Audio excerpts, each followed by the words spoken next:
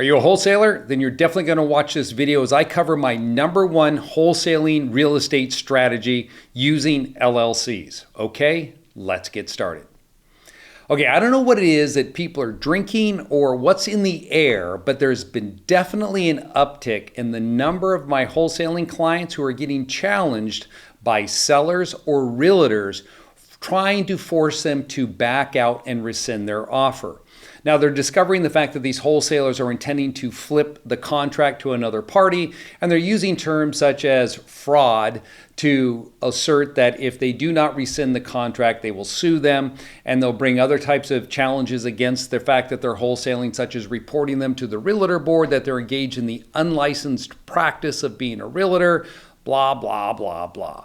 Now, here's the thing. If you're a wholesaler, you don't have time to deal with this. And many times what happens is you put yourself in that position, as I stated, by possibly the way you put that purchase and sale agreement together and alerted them to that effect. So what I want to teach you right now is the strategy that I have found has been extremely successful for my wholesaling clients that who have adopted this strategy are finding that, hey, this works like clockwork. It's so simple, it's seamless. Now, what am I referring to here? It's about using limited liability companies for your actual wholesale deals. And I'm not talking about the strategy that I know I've shared with you, and you've probably seen my recent video on this where I stated that if you're wholesaling, you need to have an LLC set up for your wholesaling activity.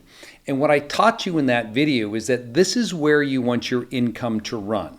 That is, you never want to wholesale in your own name, because if you do, there's liability that can come from those deals. Seller or your investor who you flip the contract to could sue you. Now, if you want to learn more about that, be sure to check out that video. There is a link below. I'm going to put it right here on the video, right down the bottom. You can go there and you can click on that link. It'll take you to that video, and it's going to be in the show notes. But the point is this.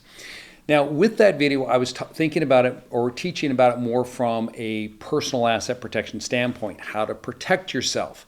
Well, in this video, we're going to talk about how to protect your deals, not just protecting you, because there's two sides to wholesaling that I think deserve equal attention. So, how do I protect my deals? How do I stop a realtor or a seller from trying to force me to back out of something? Well, in order to do that, what you need to do is set up the contract in such a way that it will create zero ambiguity with the realtor or the seller as to who's going to close on this property. Now, what do we mean by zero ambiguity? It means that whatever entity we choose to place the contract under or enter into the purchase and sale agreement under, that is the entity that's going to close on that deal. So how do I effectuate that? Well, what I like to do is create Wyoming LLCs for these types of deals. And you're going to have several of these if you're an active wholesaler. What you want to do is create several Wyoming LLCs. Now, just to be clear, typically do not put the property address on the LLC. So get these set up in advance and just choose some random names. So let's say that you're active, create a couple Wyoming LLCs.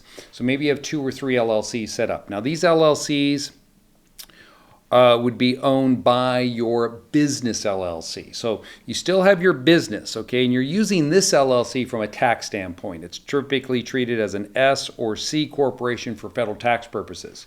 So you need this company. This is the one that's going to be static. It's always going to be there. You're never going to flip it or get rid of it, as I'm about to show you. It's always going to be there collecting the proceeds from your wholesale deals. So why am I telling you to put together these Wyoming LLCs? Because number one, I want to make it simple. Just pick a state like Wyoming. It's inexpensive to get it to set up an LLC there. It offers you anonymity as well. So when you set these things up, your name's not going to be listed on the Secretary of State's website. So they're anonymous companies. And so the other thing that often comes up with this is people say, well, let's say I'm wholesaling in Texas. How can I use Wyoming? Well, who's to say you can't buy property in Texas in a Wyoming LLC? You can, right? You can use your Wyoming LLC to own property out of state.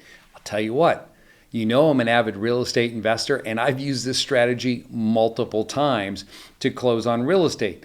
And I've done it many times for our clients as well. In fact, this is one of our routine strategies when somebody's got a quick closing and they're buying in state, I don't know, you name it, Illinois, Florida, North Carolina, we'll set up a Wyoming LLC because we can set it up really quick and we'll close in that LLC. And if we have to register it in that state later, we'll do that. But many times you may not have to. Anyways, I digress. So you set up your LLCs. Now, these LLCs that you're creating, they are the ones that will enter into the purchase and sale agreement with the seller. So the LLC is going to hold that contract. So the LLC is the party that's entitled to close. So that language I talked about earlier, and or assigns, which I said never use, but if you watch my other video, I would state the entity name and or designated entity in the offer. So if we called this one the Delusional Lamb Limited Liability Company and or designated entity, you don't have to put any of that language in there any longer. You just put it under the name of this Wyoming LLC. And here's why. Because when I'm ready to flip this deal to an investor, let's say we've got this investor down here who wants to buy my deal, I'm not flipping them the purchase and sale agreement. I'm not assigning the contract to them.